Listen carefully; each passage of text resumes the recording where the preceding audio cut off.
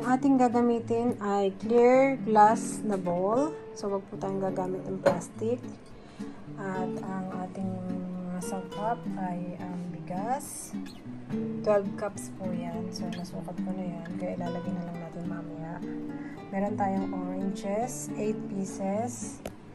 Eggs. Ito po ay hilaw, 8 pieces din. Meron tayong perang buo na pare-parehas po. 8 pieces din po yan. At meron tayong munggo, 8 pieces. Barya or coins. So, ginamit ko is dollar. 8 pieces. Dahon ng laurel, 8 pieces. Bulak, 8 pieces din.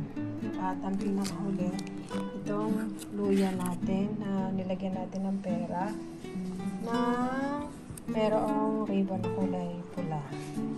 So, yun yung panglagay natin sa ibabaw. So, yung una natin ilalagay ay syempre itong bigas.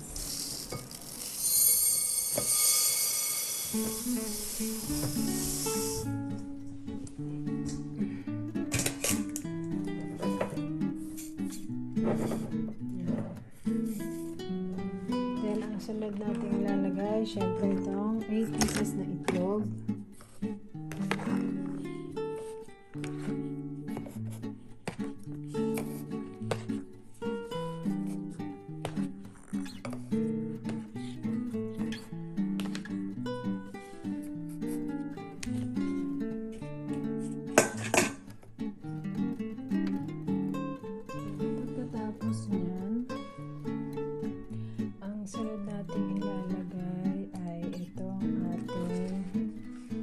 Orange juice.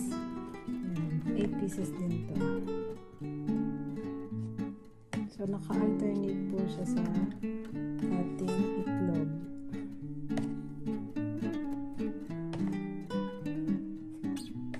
So, middle ng itlog po siya ilalagay. Bilog din.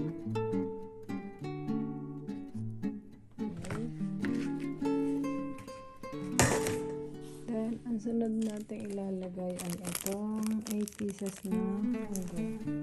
Ilalagay nito sa isang clear na plastic at ilalagay dito sa ibabaw ng bigas. Next ay yung coins. Ayan, coins. Lagi ang nakaharap ay yung tao. Yung nasa ibabaw ng bigas. Hindi nyo siya itutusok. Ilalagay nyo ng pahiga.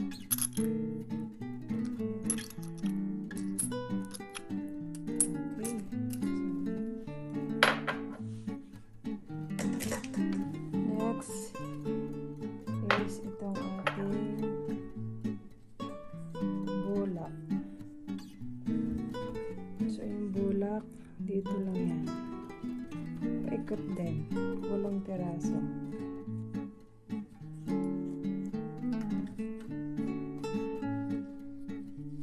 Sa pagitan din to ng egg.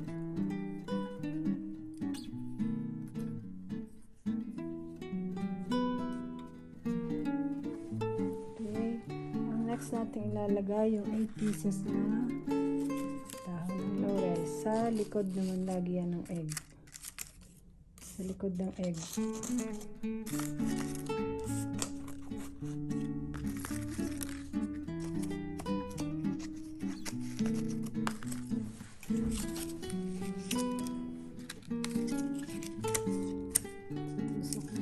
Sa likod ng egg.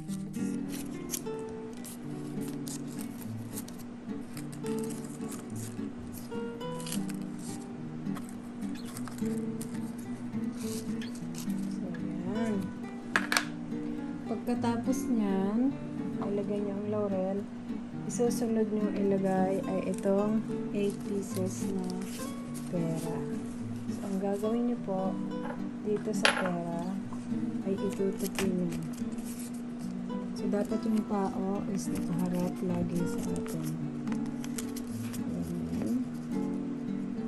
So, apat na tupi.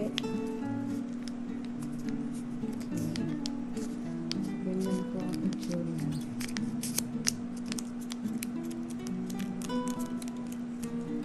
Ito naman ay lalagay mo siya sa may likod ng bola.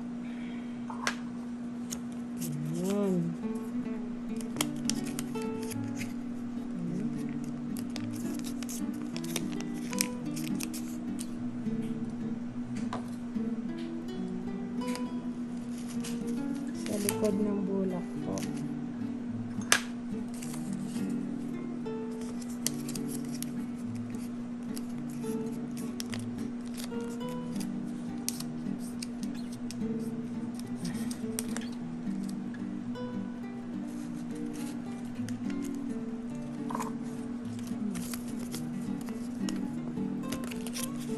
So, 8 pieces lang po. So, 8 lahat yan. Halos 8 ang ginamit natin.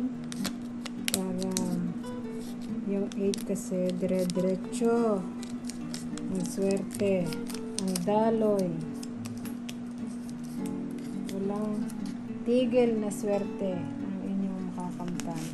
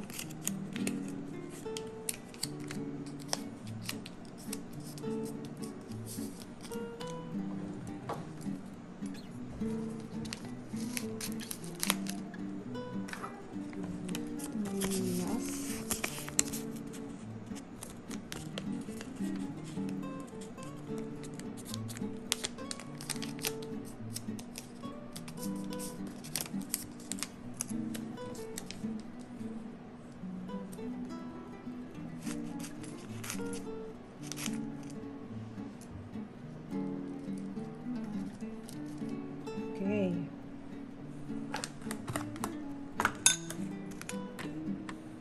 So, yun na yung itsura niya na may kasama na siyang pera. Then yung last, yung ating luya na may kasamang pera na nakatali sa ribbon. Ito naman yung ipapatong mo sa ibabaw. So, ganyan na po yung itsura niya.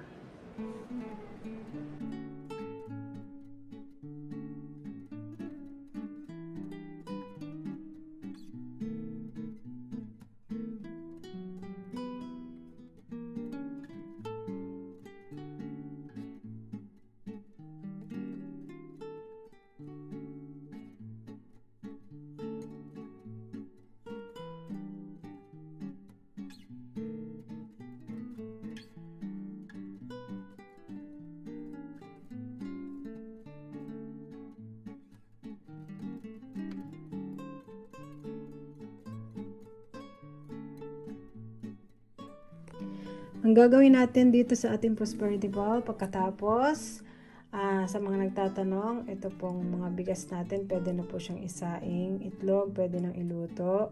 Itong oranges, pwede na rin po yung kainin. Ang luya, pwede na yung ilahok sa mga lulutuin ninyo. At itong mga bulak, laurel, at saka yung perang buo, ay pagsasama-samahin nyo lang po yan sa isang envelope. Kung may pula ko yung envelope ampaw, pwede nyo siyang pagsamasamahin at doon nyo po ilagay at hindi nyo po ito gagastusin ng buong taon. Hanggat maaari po, pilitin nyo hindi siya magastos. So, itatabi nyo lang po yan ng buong taon. Pati yung pera. So, lahat yan ang nandyan. Okay?